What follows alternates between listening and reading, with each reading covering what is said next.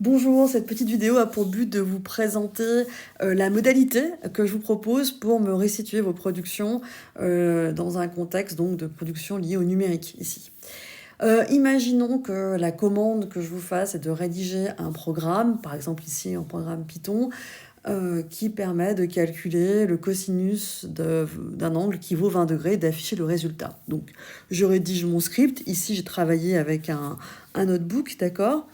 J'enregistre ce notebook sur mon support informatique, d'accord. Donc dans le cas d'un notebook, l'extension sera IPYNB, d'accord, NB pour notebook. Mais si vous le rédigez, ce script, avec un programme Python type, je sais pas moi, du Python par exemple, ou type Spider, l'extension sera juste PY.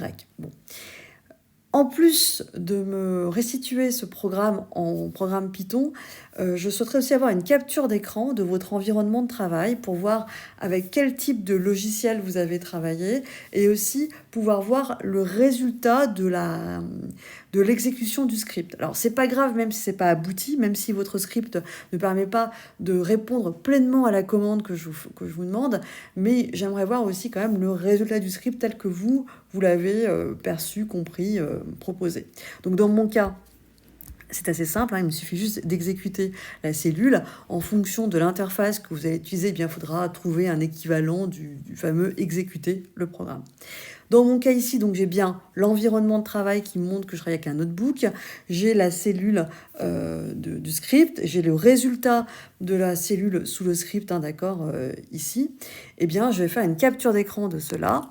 Et cette capture d'écran, donc je vais lui donner un nom un peu explicite pour que quand je vais déposer cette capture d'écran sur notre plateforme commune, eh bien ce sera assez simple pour la prof en l'occurrence. Pour moi donc, pour comprendre de quoi il s'agit. Donc là je ne vais pas enregistrer puisque j'ai déjà fait une capture similaire précédemment.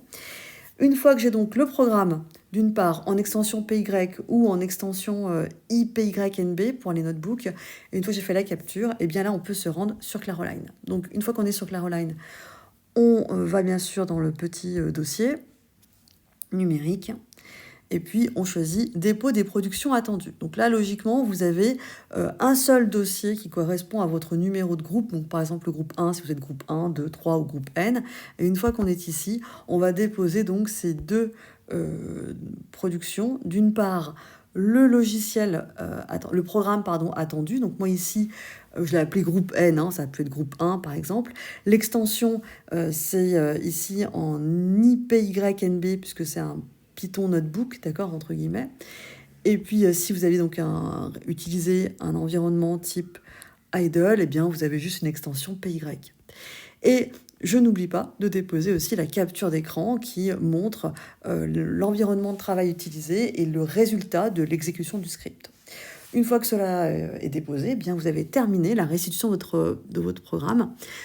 Voilà, donc je vous invite, enfin de vos deux productions, donc je vous invite à vérifier que tout fonctionne avant le jour J. Je vous dis à bientôt.